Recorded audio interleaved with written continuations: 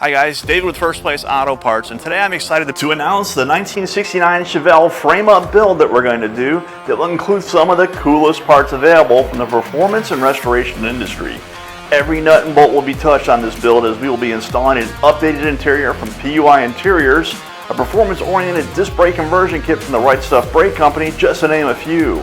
Power will come from a torque monster of a 454 big block Chevrolet, fitted with the latest performance products from the Holley family brand of products.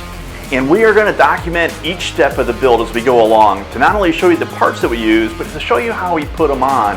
And we're going to put them up in video just in case you want to do something similar to your project or vehicle.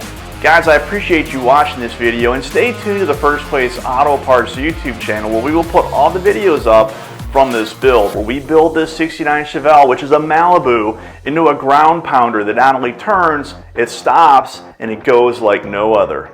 And until next time, keep the hammer down and keep it between the guardrails.